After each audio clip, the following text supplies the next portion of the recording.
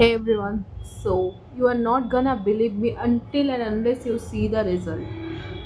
Today I'm going to talk about the like how freshers can join in MNC and choose their platform according to their preference.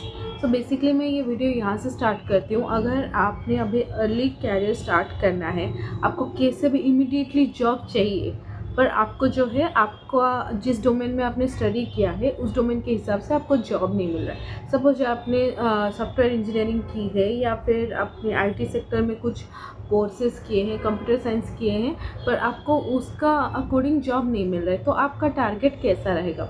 Straight forward में ये अभी step by step आपको बताऊंगी.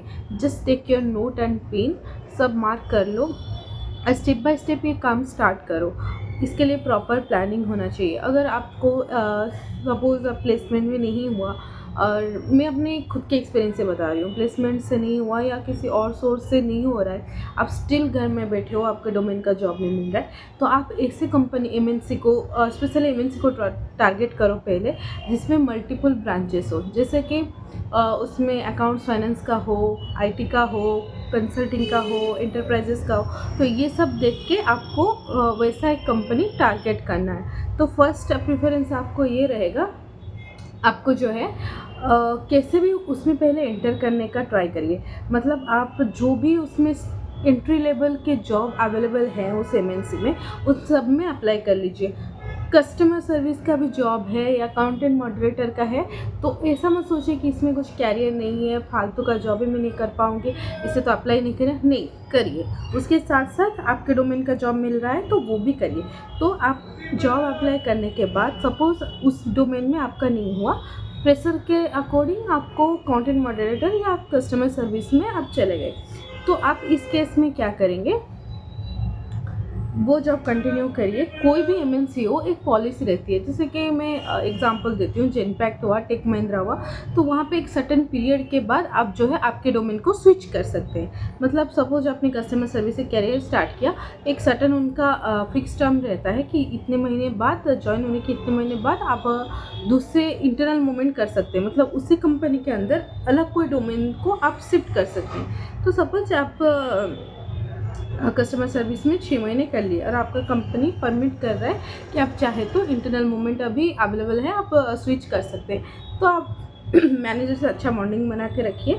दूसरे जो आएंगे हैं पोस्ट आईजेपी के दौरान, मतलब इंटरनल जॉब पोस्टिंग के दौरान, आपको जो भी आपके डोमेन के जॉब दिख रहे हैं उसमें आप अप्लाई करिए. आपका सिलेक्ट होने का चांसेस ज़्यादा रहेगा. 100% गारंटी तो नहीं दे सकती, पर स्टिल अगर आपका पढ़ाई का बैकग्राउंड वही है तो बहुत चांसेस हैं आपको उस डोमेन में जॉब मिल जाए. ये रहा पहला. सेकंड पार्ट में मैं आपको ये बताऊंगी कि आपको कैसे प्रिपेयर होना है. अगर आप एक्सपीरियंस्ड हैं तो कैसे जॉब स्विच कर सकते हैं. तो अभी अगर आप फ्रेशर है, जॉब की इमीडिएट इंक्वायरी है आपको, तो ये वीडियो आपकी काम आएगी, क्योंकि आप इससे क्या करेंगे, आपको एक आइडिया बैठ जाएगा. देखो भाई, कोई काम छोटा या बड़ा नहीं होता, ठीक है. कोई एमएनसी में कोई छोटा भी रोल मिल रहा है, चले जाओ, बाद में वहाँ पे आप इंटरनल मोमेंट में दूसरे को स्विच कर सकते हो, ठीक है. कोई भी अपॉर्चुनिटी आ रहा है उसको कभी भी अपने हाथ से निकलने मत दो, अभी का सिचुएशन जो है. बाकी अगर आपको जॉब की रिक्वायरमेंट अभी नहीं है, आप स्टडी पे फोकस कर रहे हो, तो आप ज़्यादा से ज़्यादा कोर्सेज करो. कोई भी लाइक आपके डोमेन के जॉब के ऊपर आप अप्लाई कर रहे हो, उस जॉब का डिस्क्रिप्शन पढ़ के आप उसके हिसाब से प्रिपेयर हो, फिर आप अप्लाई करो, ठीक है. ये मैंने बताया जिनको इमीडिएटली रिक्वायरमेंट है जॉब का, उनके लिए.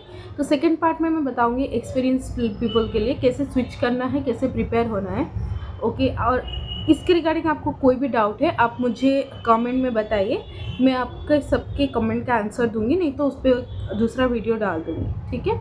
This is for today. I am all done. Thank you for listening to me. अगर आपको ज़्यादा कुछ हेल्प चाहिए मुझसे तो let me know in the comment section. Bye bye.